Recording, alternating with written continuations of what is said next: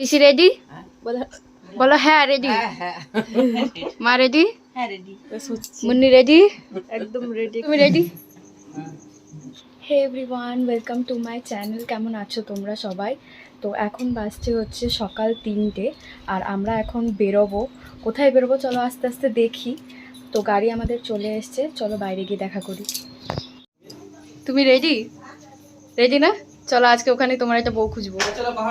তো গাড়িতে এসে বসে পড়েছি, এবার চলো যাওয়া যাক। আর যেতে যেতে বলছি কোথায় যাচ্ছি। দেখো দেখতে দেখতে কিন্তু প্রায় ভোর হতে চললো। সেই 3:30টার সময় আমরা উঠেছিলাম গাড়িতে, এখন প্রায় ভোর ভোর হতে চলেছে। আর দেখতে দেখতে আমরা কিন্তু পৌঁছেও গেছি এই যে সুলতানগঞ্জে। সুলতানগঞ্জে এসে সবাই মিলে নামলাম। আর রায় কিন্তু স্টিল ঘুমাচ্ছে, কারণ আমাদের কারণে ওর কালকে একটুও ঘুম হয়নি। আর এই যে সবাই মিলে এই আশপাশটা দেখছিল।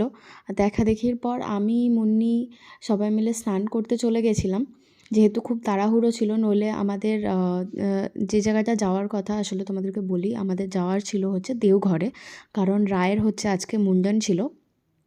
তো এখান দিয়ে সোজা আমরা মুন্ডনের জন্য বেরিয়ে যেতাম। তো সেরমভাবে কিছু ঘোরা হয়নি। আর এই যে রায় দেখো চান করতে বসেছে, ও কিন্তু ভয়ে ভয়ে চান করেছে, আর প্রচুর ঠান্ডা জল, ও স্টিল কাঁদতে কাঁদতেই স্নান করতে উঠেছে। আর ওখান দিয়ে সবাই মিলে গঙ্গা জলও নিয়ে নিয়েছিলাম দেওঘরের জন্য, কারণ এখান দিয়ে গঙ্গা জল নিয়েই আমরা দেওঘরে বাবার মাথায় জল ঢালবো। আর এই যে এই জায়গাটা থেকে গঙ্গাটা দেখো অনেকটাই কাছে।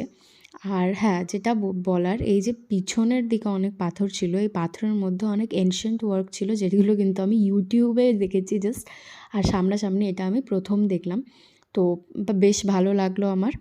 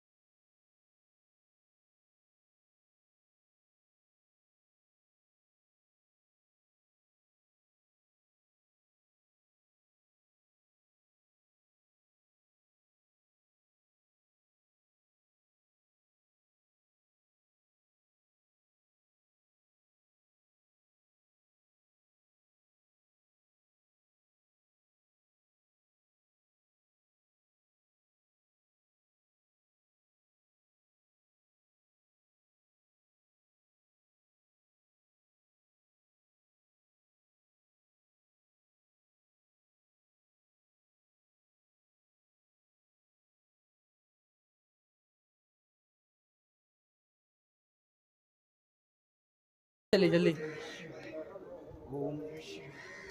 এটি একদম মন্দিরের উপরের দিকটা। পাশেই ছিল নন্দীদেব আর মহাদেবের মূর্তি।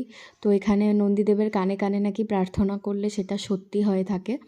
তো জো একটু করে নিল, আর ওদিকে অজয়দাও করে নিয়েছে।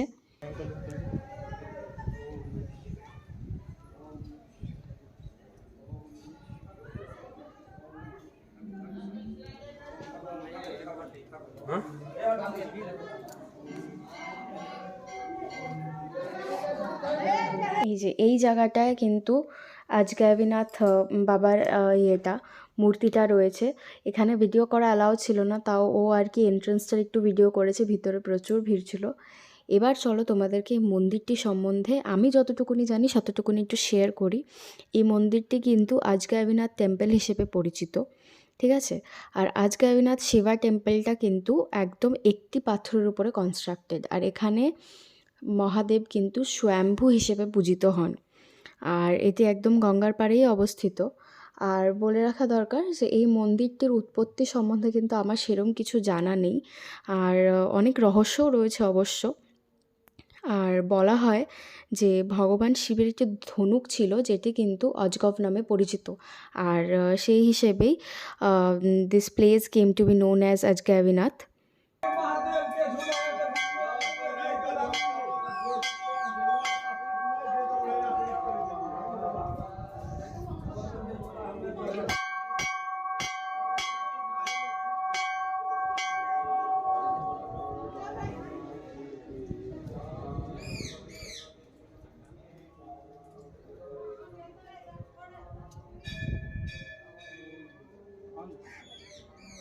एकदम पूरा ऊपर है, छत है।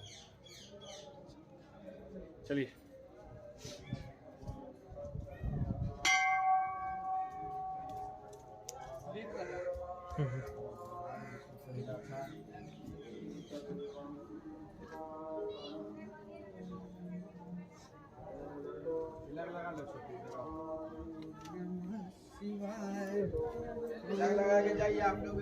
अजय तिलक लगाइए, तिलक लगाइए।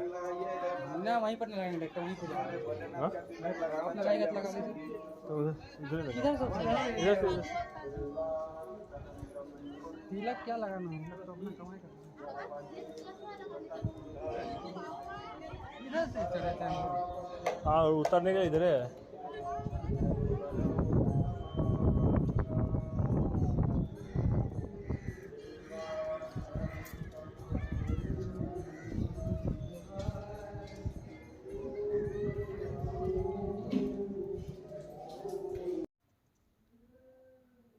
এবং এখানে কিন্তু তোমরা দেখতেই পাচ্ছ বেশিরভাগ দেবদেবীই কিন্তু পাথরের খোদাই করা।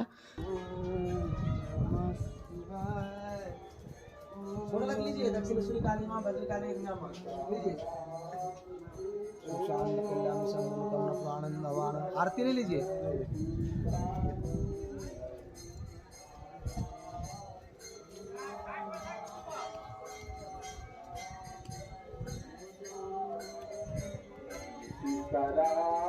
তো চলো এবার কিন্তু নামার পালা। আর নামতে নামতে কিন্তু মন্দিরের গা ঘেঁষে এই দেবদেবীর মূর্তিগুলো কিন্তু খোদাই করা ছিল।